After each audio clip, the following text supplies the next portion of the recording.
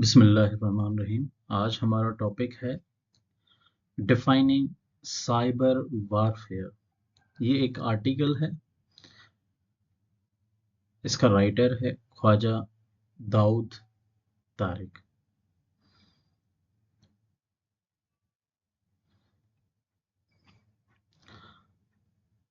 इस आर्टिकल में ख्वाजा दाऊद तारिक कहते हैं कि cyber space has been termed as the battlefield of the 21st century. It is considered the most potent threat to international security. इस article के keywords हैं cyber warfare, war, international law, south Asia, use of force, cyber space, cyber policy, Pakistan and fifth generation warfare. Introduction में कहते हैं कि it was in the aftermath of the first Gulf War in 1991 that prompted John Orwell and David of Rand Corporation to declare that cyber war is coming. उसके बाद cyber war have been transformed into a subdiscipline. किस चीज का सब discipline है? Security and strategic studies का। और इसको डिफाइन करने के लिए बहुत सारी टर्मिनोलॉजीज इस्तेमाल की जाती हैं, जैसे कि cyber war, cyber attacks, cyber operations, information warfare. और मजीद ये कि cyber attack is an act of coercion involving attack on computer network. उसके बावजूद there is no consensus on what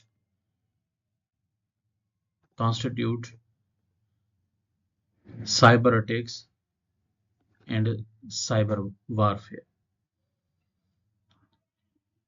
writer cyber war की डेफिनेशंस बताता है और रेफरेंस देता है रिचर्ड क्लैर्क का। वो कहता है कि actions by a nation state to penetrate another nation's computers or networks for the purposes of causing damage or disruption. ये वो अमल हैं जो एक नेशन स्टेट दूसरी नेशन स्टेट्स के कंप्यूटर्स में घुस जाए इस मकसद से कि वो उनको या तो नुकसान पहुंचाए या डिस्ट्रप्शन खास करे। शेख रियान डिस्क्राइब करता है साइबर वारफेयर को और कहता है it is an extension of policy bye actions taken in cyber space by state actors or by non-state actors with significant state direction or support that constitute a serious threat to another state's security or in action of the same nature taken in response to a serious threat to a state's security that is actual or perceived. Duncan Hedges and Sadie Chris cyber attack को explain करते हैं। वो कहते हैं कि an electronic attack to a system, enterprise और individual that intends to disrupt, steal or corrupt assets where those assets might be digital such as data or information or a user account. Digital services कौन सी होती हैं? Communications होती हैं। और physical asset with a cyber component such as the process control system found in a building, aircraft, a nuclear refinement facility. Majeed कहते हैं कि typically such attacks seeks to compromise the confidentiality, उनकी वजह से क्या होता है, कंप्रोमाइज होती है कॉन्फिडेंशियलिटी, इंटीग्रिटी और availability of digital assets, and so cyber security controls seeks seek to preserve these properties in some way.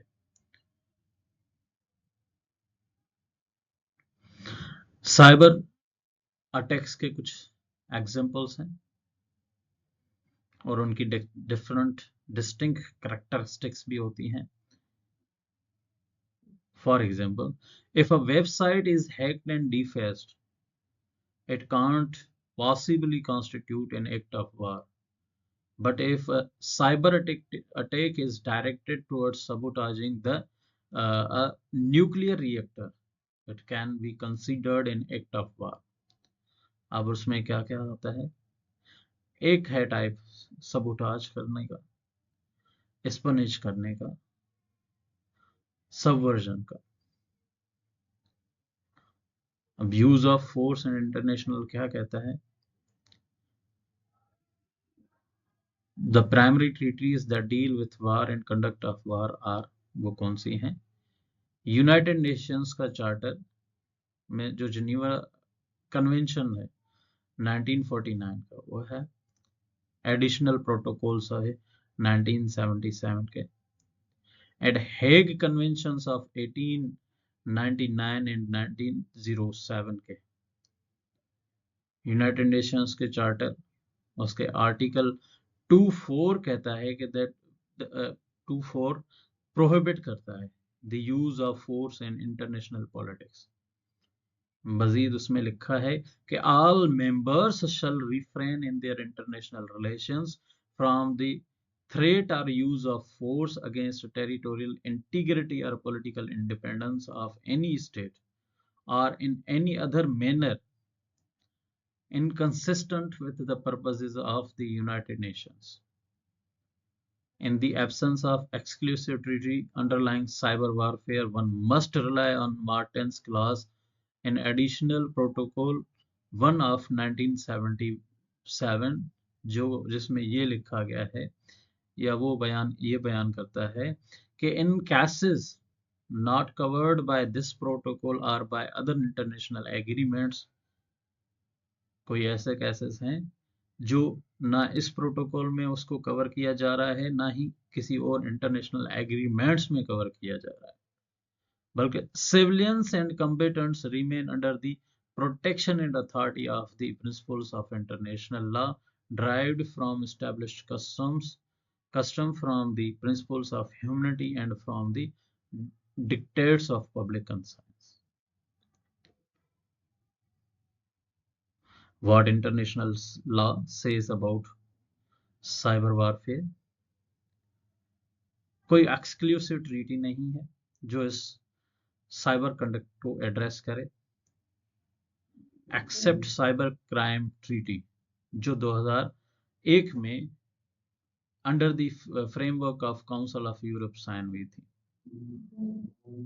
Budapest Convention on cyber crime वो डील करता है with criminalization of certain cyber offences, जिसको it also जिसको ये भी कहा जाता है upon treaty members to extend mutual jurisdiction and assistance to each other.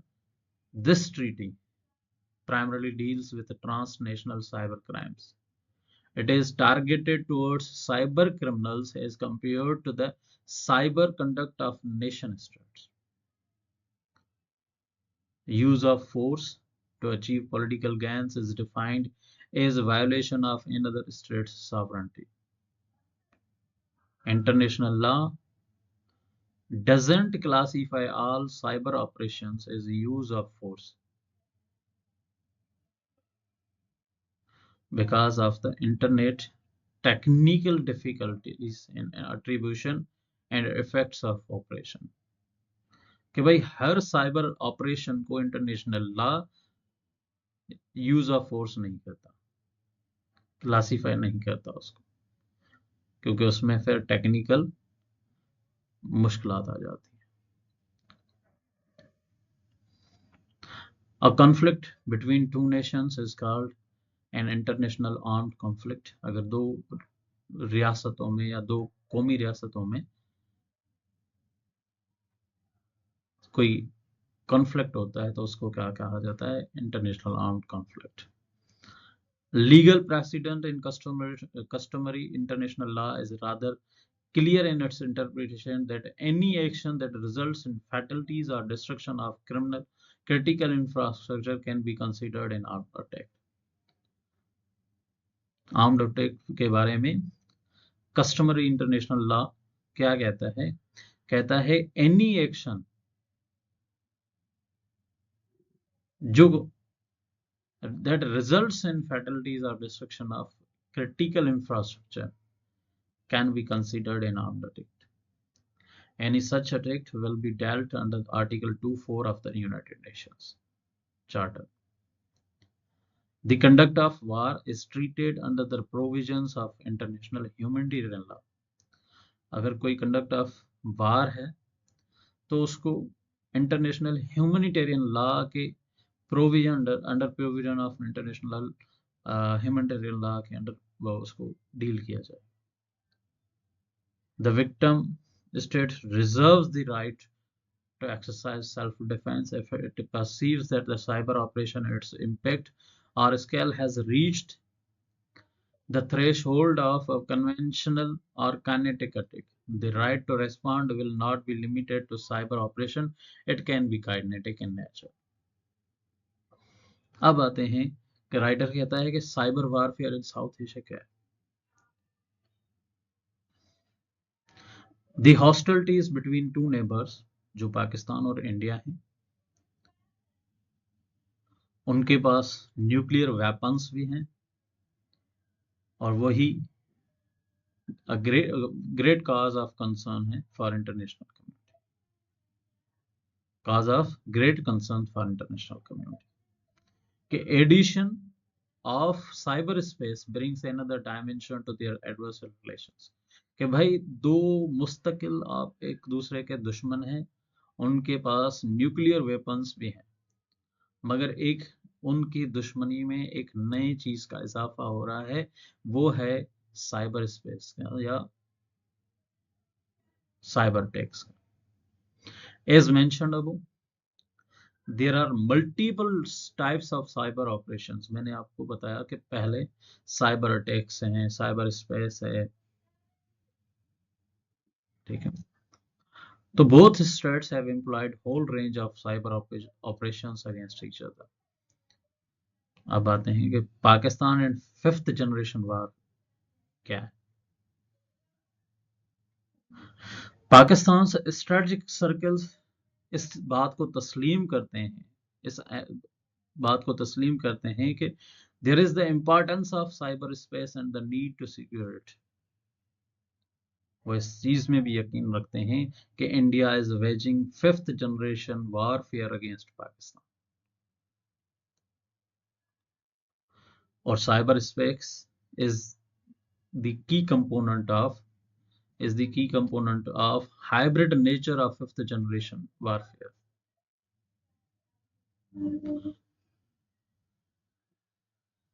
और फिफ्थ जनरेशन वारफेयर का बहुत इंपॉर्टेंट एलिमेंट वो है डिसइंफॉर्मेशन कैंपेन, जिसका मकसद होता है सोशो पॉलिटिकल स्ट्रक्चर को डिस्टेबलाइज करना किसी भी टारगेटेड स्टेट के. किसके थ्रू? Bye disseminating disinformation. और उस डिसइंफॉर्मेशन कैंपेन का मकसद होता है कि उस मुल्क में या उस सोसाइटी में एनार्की क्रिएट किया जाए. और एनार्की क्या है? ये क्यों क्रिएट की जाए? इसके भी पीछे कुछ मकासद होते हैं कि states resources are diverted to combating internal stability. कि भाई उनके रिसोर्सेज डाइवर्ट कर दिए जाएंगे इंटरनल स्टेबिलिटी की तरफ, while the adversary utilize its resources to strengthen itself. खुद को मजबूत करना शुरू कर देगा. और इसका सबसे बड़ा मिसाल हमें एक रिपोर्ट में मिलता है।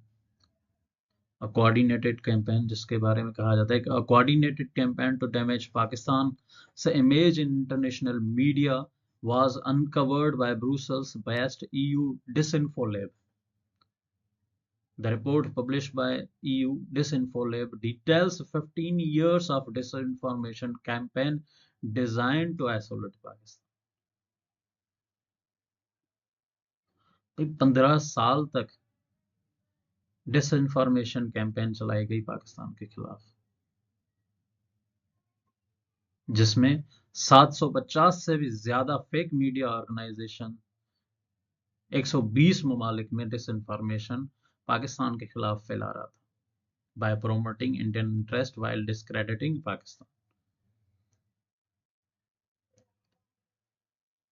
राइटर कहता है कि there are 3 important components that could be target of cyber operations between Pakistan and India.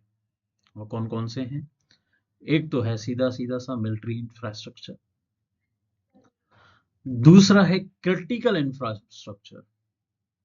अब ये क्रिटिकल इंफ्रास्ट्रक्चर क्या है, इसके बारे में कहा जाता है कि नेशनल क्रिटिकल इंफॉर्मेशन, इसकी डेफिनेशन राइटर देता है कि it is a network of assets that are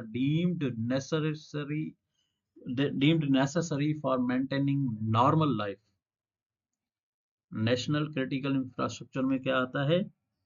वो असेट्स जो जरूरी हैं मेंटेन नॉर्मल लाइफ को मेंटेन करने के लिए। जैसे राइटर मिसाल कोट करता है कि भाई मुंबई इलेक्ट्रिक ग्रिड, एक अमेरिकन साइबर सिक्योरिटी फर्म ने एक रिपोर्ट पब्लिश की जिसका दावा था कि Mumbai electric grid was targeted with cyber attack recently. This kind of cyber operation has the capacity to adversely impact millions of people. क्या कहता है यहाँ पर कि भाई इट इज क्रिटिकल इंफ्रास्ट्रक्चर का काम क्या मतलब है? वो कहता है कि network of assets that are deemed necessary for maintaining normal life.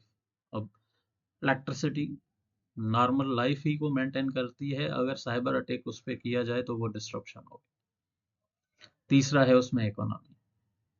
Our banking industry and financial markets depend on digital infrastructure to operate. This makes them vulnerable to cyber attacks. A single day of suspension of trading in stock markets can cause billions of rupees of loss and shatter the confidence in the market. इसी तरह, a coordinated attack on banking network can cause immense socio-political damage. और ये हुआ है बहुत मर्तबा।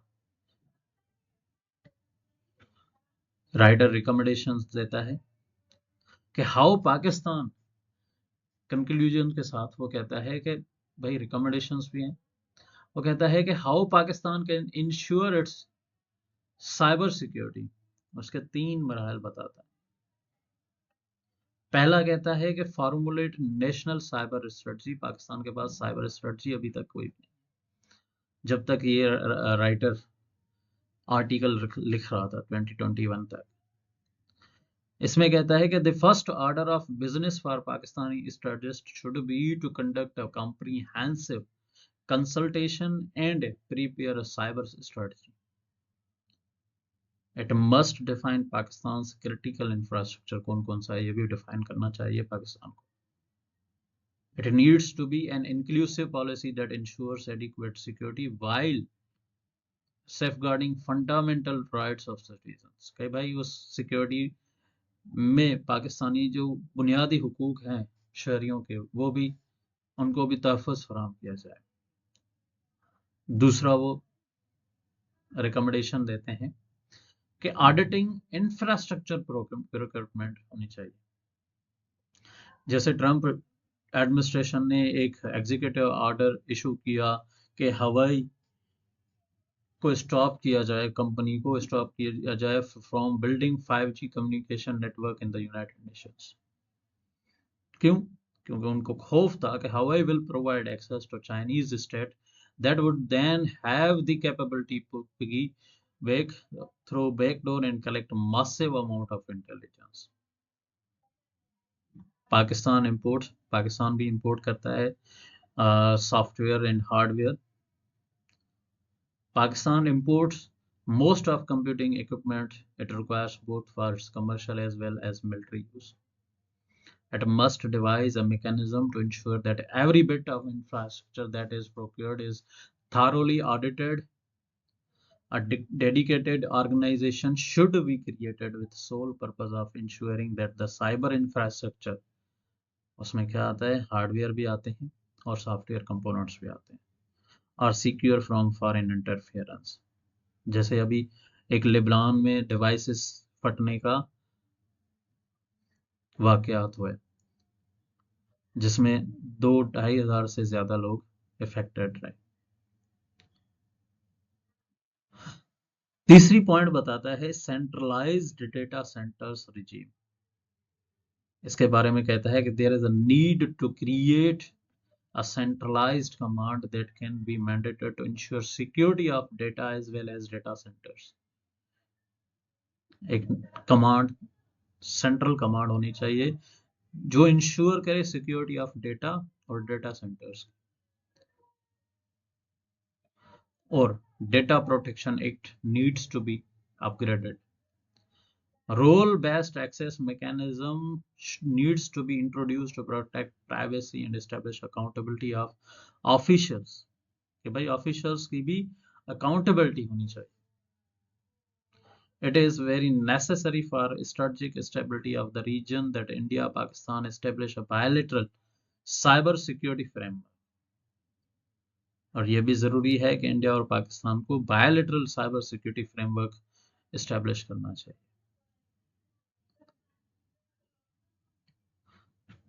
और ये हुआ है भी. पाकिस्तान और इंडिया आर्क राइवल्स तो हैं, मगर उन्होंने एक ट्रीटी साइन की थी और दोनों के पास न्यूक्लियर वेपन्स भी हैं उन्होंने, मगर उसके बावजूद भी पाकिस्तान और इंडिया ने एक ट्रीटी साइन की थी जो 1988 में साइन की थी, जिसके मुताबिक जो ट्रीटी है on prohibition of attack against nuclear installations and facilities. और ट्रीटी साइन करने के बाद both states share a list of their nuclear installations every year. Thank you. और इसका रेफरेंस है इसरा पेपर्स वॉल्यूम 13 2021.